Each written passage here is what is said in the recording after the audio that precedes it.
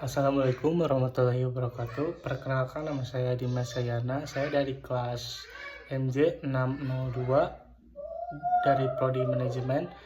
Di sini saya akan mempresentasikan hasil ulangan akhir semester saya di mata kuliah Organizational Behavior dengan tugas menganalisis corporate culture, employee behavior, and tingkat productivity pada 3 perusahaan di Indonesia. Jadi saya di sini mengambil 3 perusahaan. Yang pertama adalah PT Telkom Indonesia Persero Terbuka, lalu PT Unilever Indonesia Terbuka, lalu yang terakhir ada PT Garuda Indonesia Persero Terbuka.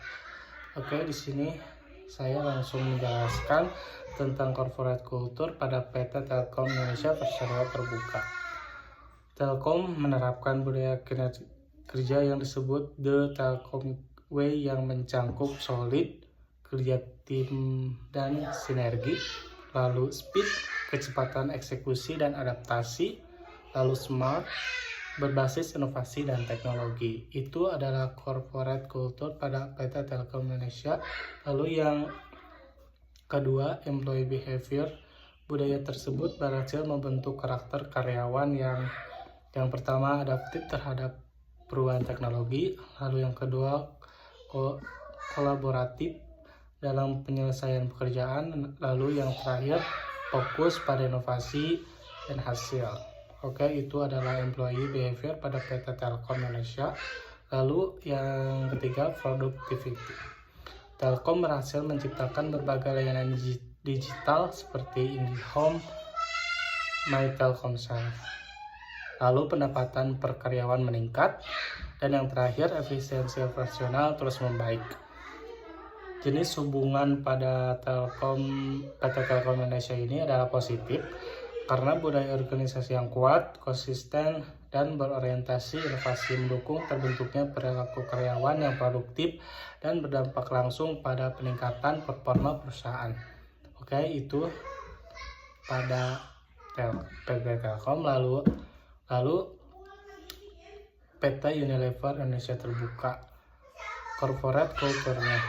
Unilever dikenal dengan budaya globalnya yang mengedepankan 1. Integrity, responsibility, respect, lalu sustainability dan diversity.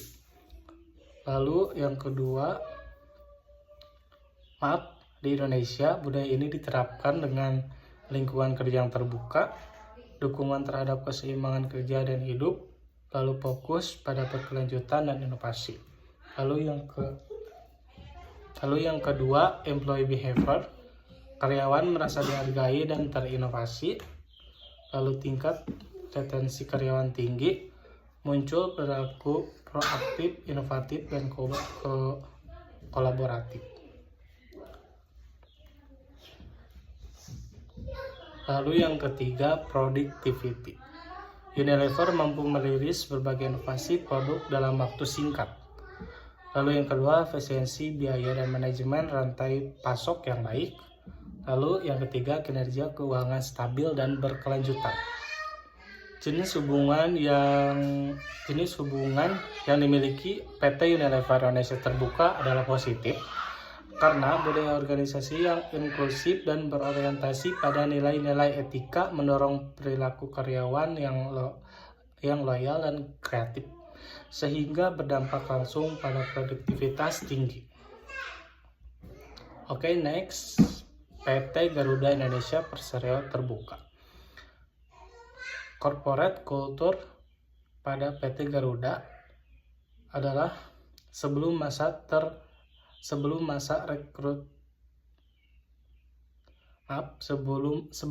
rekrutasi sebelum tahun 2021, Garuda menghadapi budaya kerja yang tidak sehat. Yang kedua, adanya dominasi politik internal, lalu lemahnya sistem akuntabilitas dan transparansi. Oke, ini agak tidak baik ya dari corporate culture-nya. Lalu employee behavior-nya, tingginya konflik internal, banyak karyawan yang tidak termotivasi, moral rendah, dan muncul praktik kerja yang tidak efisien. Oke, lalu next, productivity. Kerugian besar dan utang menggunung, kinerja operasional menurun tajam, lalu banyak rute penerbangan yang tidak efisien.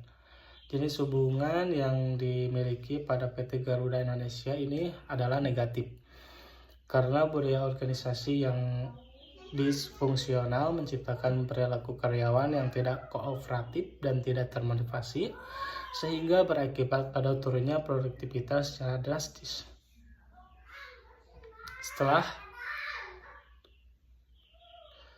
Setelah restrukturisasi pada tahun 2020 sampai sekarang, perusahaan mulai menata ulang budaya kerja berbasis integritas, efisiensi, dan transparansi. Karyawan mulai diarahkan pada perbaikan pelayanan dan akuntabilitas. Oke, jadi PT Garuda ini mulai memperbaiki yang tadinya terlihat negatif menjadi positif.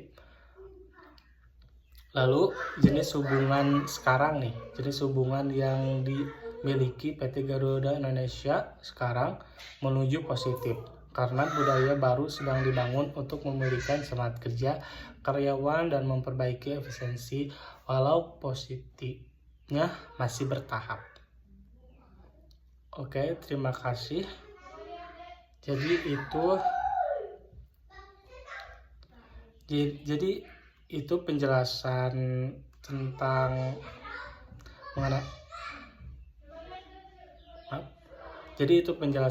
corporate culture, employee behavior, dan tingkat productivity pada 3 perusahaan di Indonesia. Cukup sekian. Terima kasih. Wassalamualaikum warahmatullahi wabarakatuh.